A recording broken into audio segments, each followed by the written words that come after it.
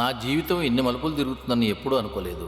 అటు నా చిన్న కోడలకి నా మీద పీకల దాకా కోపం ఉంది, ఇటు నా పెద్ద కోడలు ఇంటిని ఎలా కొట్టేద్దామన్న ప్లాన్లో ఉంది. ఇలా సాగుతున్న మా జీవితంలో ఒక సడన్ హ్యాపీ ట్విస్ట్ పడింది. అమ్మా అమ్మా, రోజు ఆ పనికి వెళ్ళి ఒళ్ళు హూనం అయిపోతుంది రేఖ. పైకెళ్ళి డ్రైవింగ్ కూడా చేస్తున్నాను.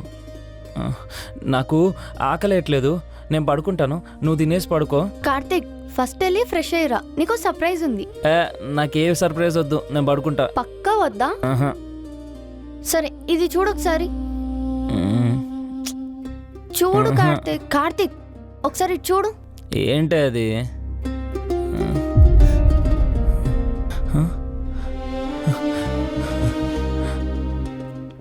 నిజంగానా? చాలా హ్యాపీగా ఉంది రేఖ నాకు.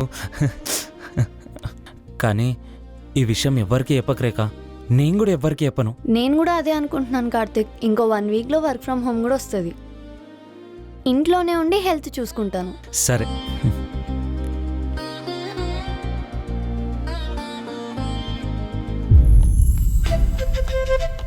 ఏంటమ్మా నీ పొట్ట రోజు రోజుకి ఇంత పెద్దగా అవుతుంది? నువ్వు ఎక్సర్సైజ్ టైంకి చేయట్లేదా? ఇది ఎక్సర్సైజ్ చేయకపోతే వచ్చే పొట్ట కాదురా, మరి లోపల మీ చెల్లి పెరుగుతుంది. చెల్ల తను లోపల ఎలా ఉందమ్మా? ఆక్సిజన్ ఎలా వెళ్తుంది? 3 times ఫుడ్ ఎలా వెళ్తుంది? అన్ని టైంకి నేను పంపిస్తున్నాలే. ఇంకొక 5 monthsలో మీ చెల్లి బయటకు వస్తుంది. 5 monthsా? మమ్మీ, చెల్లి పుట్టాక మా ఫ్రెండ్స్ అందరినీ ఇంటికి పిలిచి మా చెల్లిని చూపించి పార్టీ చేపిస్తా.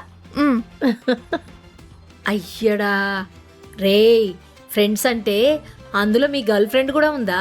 గర్ల్ ఫ్రెండా అంటే ఏంటమ్మమ్మా? రే గాడిదా, ఎవరా రీతు? రాత్రి నోట్లో ఏలు పెట్టుకొని రీతూ రీతూ అని కలవరించావు కదరా. ఇంకోసారి ఆ పిల్లతో మాట్లాడావంటే నీ ముడ్డి పగలగొడతాను. అబ్బా పోమమ్మా.